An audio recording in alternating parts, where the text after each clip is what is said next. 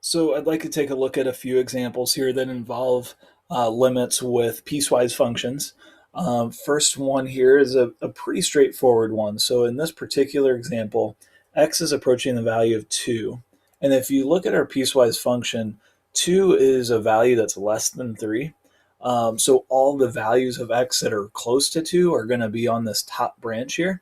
And so it turns out in this particular example, none of this bottom stuff even matters at all. That's just kind of a distractor for us.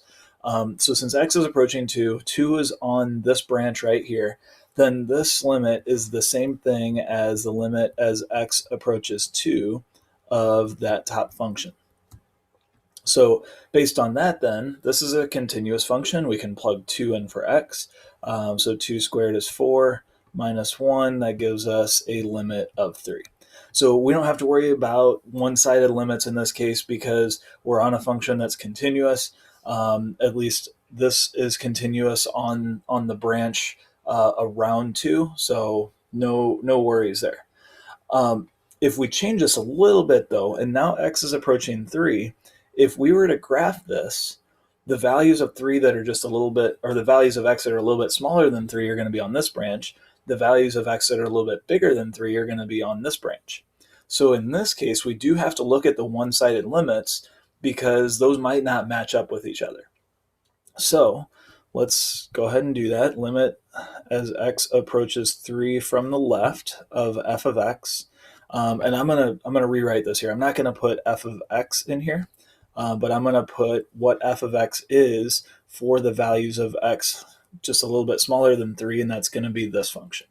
So that's gonna be x squared minus 1. We can use direct substitution.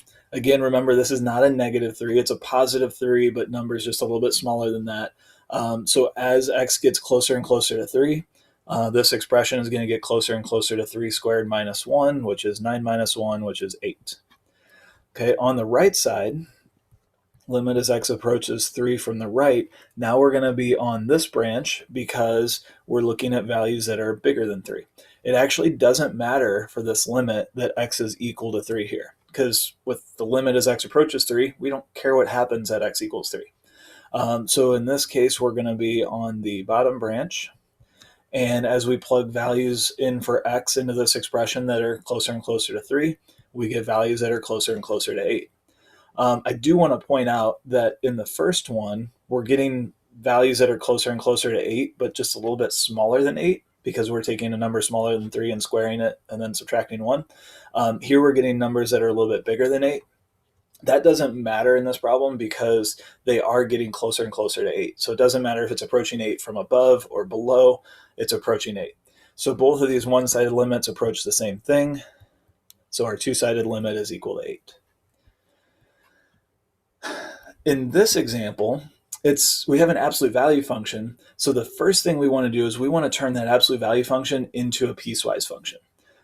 So I explained this in another video. So essentially what we're going to do is we're going to take the inside of the absolute value function, and we want to know when that's greater than or equal to 0. And this one's a fairly easy one to solve. We add 6, we divide by 3, and so that's going to be true for values of x that are greater than or equal to 2. So that's going to be one branch of our piecewise function. Okay, so remember, when the inside of the absolute value is positive, the function is exactly the same thing. So it's just going to be 3x minus 6 for x values greater than or equal to 2. And then the other values of x, which we don't even need to solve this, but what I'm solving here is this inequality. That's just all the other x values. We're going to have the opposite. So I'm going to distribute the negative right off the bat here. So negative 3x plus 6, and that's going to be for values of x that are, less than 2. So in this example then, as x approaches 2 and we want to evaluate this limit, we are going to have to do two one-sided limits again because we have values of x around 2 but bigger than 2 on one branch and values of x around 2 but smaller than 2 on the other branch. So let's do those individually. Limit as x approaches 2 from the left of So if we're approaching 2 from the left, we're going to be on the bottom one. So that's going to be the negative 3x plus 6. And plugging in 2 into that expression, we get 0. If we look at the values of x that are slightly bigger than 2, we're going to be on the branch that is 3x minus 6 because we are bigger than 2 now. Again, it doesn't really matter what happens at x equals 2. We plug 2 into that expression and we get 0. Both of those one-sided limits exist, so we do get 0. I do want to point out, we saw this in the video where I explained how we take an absolute value function and translate it into a piecewise function, and then it happened again here. But generally what's going to happen with our absolute value functions at the split, that's going to be where the function's equal to 0.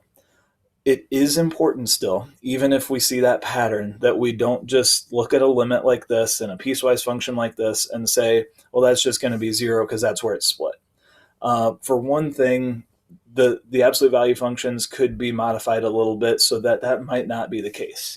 For another thing, if it's just a piecewise function, 0 is not necessarily where the split's going to be for the value of the function. So we need to be careful about that, and we need to make sure that we're doing these one-sided limits here so that we can confirm the value of our two-sided limit. One more example, same function, x is approaching 3. Let me get this piecewise function back in here real quick.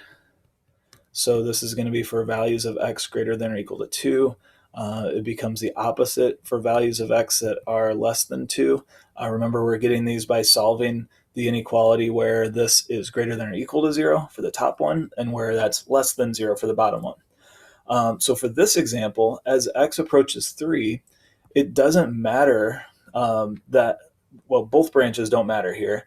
If we have values of x approaching 3, we know that we're going to be on this branch. So this limit is equivalent to the limit as x approaches 3 of just 3x minus 6.